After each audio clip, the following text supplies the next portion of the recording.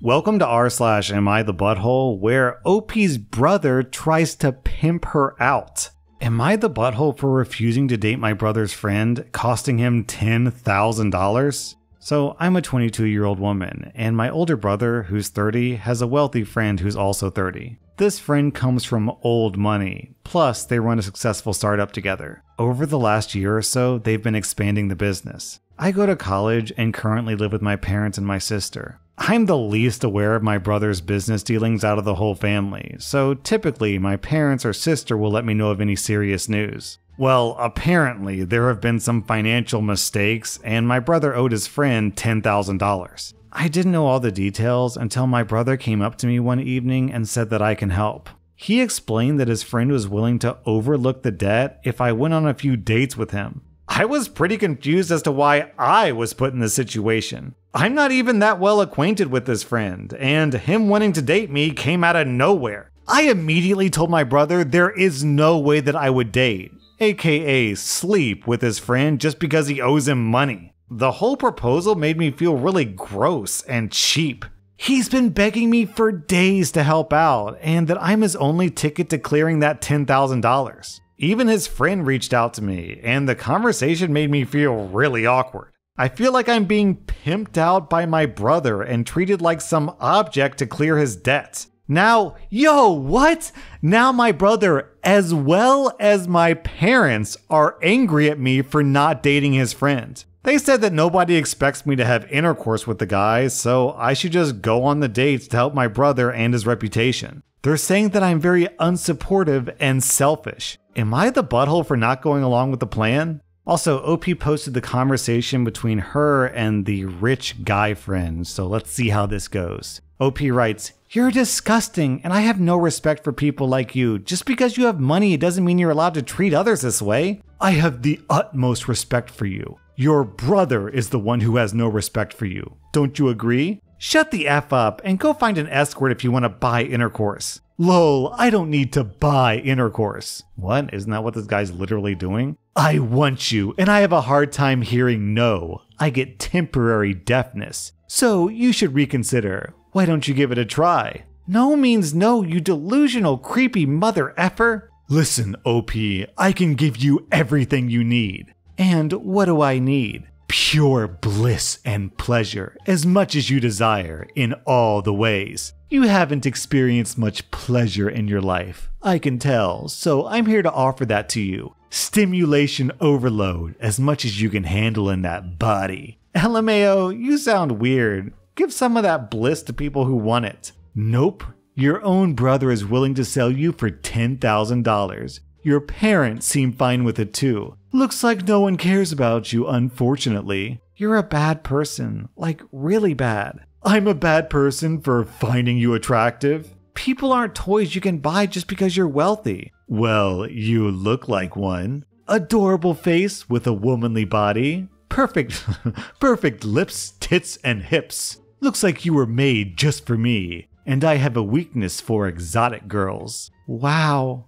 I'm normally not into poor girls, but yes, you're wow. Those eyes. I've always wanted to bang a girl with heterochromia. I'd probably nut extra hard looking at those gorgeous eyes. OP, getting pimped out by your brother is weird. Not what I was expecting when I got on Reddit today, to be honest with you. So no, you're not the butthole here. Your weird brother and his weird friend and your weird parents are buttholes. I'm giving them all 3 out of 5 buttholes. Am I the butthole for telling my husband, good luck finding a thin supermodel girlfriend now that he's unemployed? I'm a 46-year-old woman, and I've spent the past 21 years in a very emotionally repressive marriage with my husband, who's 50. There always seemed to be something new that I fell short of. We have 6 kids together. The oldest is a 19-year-old boy, and the youngest is a 10-year-old boy. My husband wanted 6 kids, but I wanted 4 at the most. I was made to feel bad about the fact that I made him compromise on 5 kids, and our youngest was a surprise baby. His church family, the Church of Latter-day Saints, and friends looked down on the use of pain medication to cheat situations. They said that a mother's body is built for natural birth, so my husband was upset that I opted for an epidural with our 5th and 6th kids. He refused to consider any form of outside childcare for our kids and insisted I don't work. I felt pressured to be the perfect housewife who never made the same dish twice in a week, ever. But worst of all was the fact that after our first child was born, I learned the extent of my husband's obsession with his ex. I'm average height and I have to work to stay fit. His ex was tall and rail thin, and they shared a love of skiing. They broke up when she was 23 and he was 24. During his conversations with friends, he's always described his ideal woman as someone who's tall, super thin, and super athletic. When I told him to stop describing his ex as his definition of beauty, he'd say, "Your inability to change your height is your problem." My husband was laid off in late 2020 and got a job in May 2021. He was laid off from that job December 2023 and is having ego issues because everyone interviewing him is younger than him. I had an opportunity to babysit 2 neighborhood kids, but he shot the opportunity down, saying the money I'd make would be insignificant. I tried to help him manage his job applications. That's where we had a big fight. He ranted that there's no way a 36-year-old knows close to what he knows about the industry. So there's no way that he's going to waste time being interviewed by a mid-30s idiot recruiter. Then he started saying that this would be easier if I had some earning potential. I was angry because he wanted a traditional dynamic and now this. I said it was funny that he thinks a 36-year-old knows nothing, but that his ex, back when she was 23, was already this all-knowing genius, not to mention gorgeous. He replied that she at least has things to capitalize off of. I replied that I'm done. Good luck finding a supermodel girlfriend as an unemployable 50-year-old. He screamed, "Thanks for kicking me when I'm down." Am I the butthole? I've often asked him how he'd feel if I started obsessing about the CEOs of the world compared to him. He claims that's completely different, and another projection on my part. Yo, okay, how do I say this? OP, you're married to a douchebag. He's just a misogynist, a butthole. He's just a mean person. But man, at some point after 21 years of staying with this guy, I gotta ask you, OP, why are you still with this guy? I'm not trying to say it's your fault because clearly this guy has issues, but come on, man, you have gotta move on, OP. If this guy hasn't treated you with basic respect after 21 years, then you definitely can't expect him to get any better in the remaining 20 years he has left. OP, I'm giving you 0 out of 5 buttholes. I'm giving your husband 3.5 out of 5 buttholes. Am I the butthole for telling my friend that I slept with his disabled younger sister? John and I are both in our 40s. He was my friend through middle school and most of high school. We hung out together, played the same sports, did church summer camp, etc.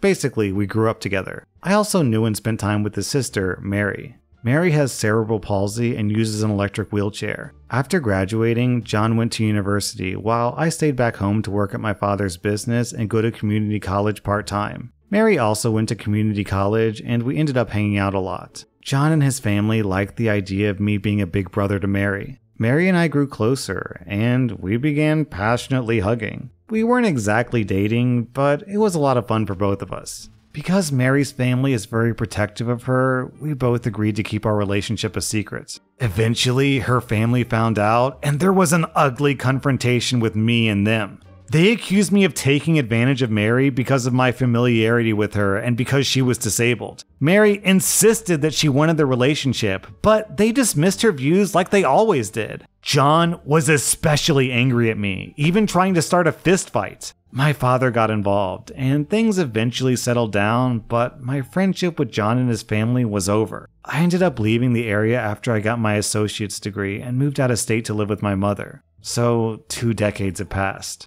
I've stayed in contact with Mary, but only exchanged basic pleasantries with John and his family. They're still connected with my father, so it's just a courtesy relationship. 2 weeks ago, Mary came over to my city and we met for lunch. It was a company event with her coworkers and vendors, but I still enjoyed seeing her again after so many years. We continued that evening in her hotel room, and I ended up spending the night with her. This Saturday morning, I woke up to find a message from John. We've barely communicated for the last 20 years, so I was startled to see his name. Apparently, he had gotten around to looking at the pictures Mary had posted from the lunch and saw me sitting next to his sister. It was like we had teleported back in time to 20 years ago. The same accusations and angry insults got flung at me. He dredged up stuff that I'd forgotten about years ago. He ended his message warning me not to spend time with Mary. I was outraged by his message. We're two grown men, not high school kids. How can he say those things about me and his sister? In my anger, I messaged him back saying that not only did I spend time with Mary, but that we slept together again and he should get over it. It felt good to retaliate like that, but I immediately had doubts. When I talked to Mary, she wasn't upset, but she made it clear that she would have preferred I just ignore her brother like she does. We're still keeping our plans to see each other again, but I realize that Mary is disappointed by my childish behavior. Am I the butthole for my reply to John? This is kind of a complicated story, to be honest. I can totally understand why John is upset at OP for, screwing his sister, because most brothers are in any circumstance, like don't sleep with your friend's sister. That's a very normal, understandable bro code. So he doesn't get a butthole score for that, but he does get a butthole score for not letting his sister make his own choices. Clearly, she's an adult, she has a job, she can make her own choices, but her family is treating her like a child. Also, OP, yeah, it is kind of a scummy move to retaliate like that and to rub it in your friend's face. I can understand being upset, but I do kind of think you deserve a butthole score for that. I don't know, it's kind of complicated all around. So I think I'm giving everyone in this story, except for Mary, 1 out of 5 buttholes. Mary gets 0 out of 5 buttholes. I don't know, maybe OP deserves 0 out of 5 buttholes because, he's just following his heart. But he did sleep with his friend's sister. I don't know, you guys. I might be wrong on this one. What do you think? I'm honestly not entirely sure if this cerebral palsy thing factors into the story at all, to be honest with you. This is just a classic tale of guy likes his friend's sister. Should they screw? Should they not screw? It's a complicated situation. Also, I checked OP's post history and there's an update. It's a little long and dry, so I'll summarize. Basically, OP apologized to Mary for sharing information that he didn't have permission to share. And he also tried to smooth things over with John, but John sent an even angrier message, so I guess that relationship is done. But, interestingly, OP and Mary are going to see each other again. OP writes, "Our weekend together was memorable, despite my later stupidity. There's a fair chance that John will come and try to stir things up, but I'm not stressing over it. Mary means a lot to me. It'll be good to have 3 months to enjoy each other's company before I have to leave again, this time for good. I'm sure Mary and I will stay in touch, maybe even see each other again in the future." Am I the butthole for cheating my coworker out of a free meal? I'm a 28-year-old man, and I work with this woman, Lydia, who's 24, who has a very annoying habit. She has a dating profile that she uses specifically to lure guys to buying her expensive dinners at restaurants she wants to try, and then ghosts them. Lydia brags about this all the time, and is never interested in actually dating, but she'll act like it to sell it. I can't stand this because it's playing with people's hearts, but Lydia thinks of it as a life hack to try food or drinks that she otherwise couldn't afford.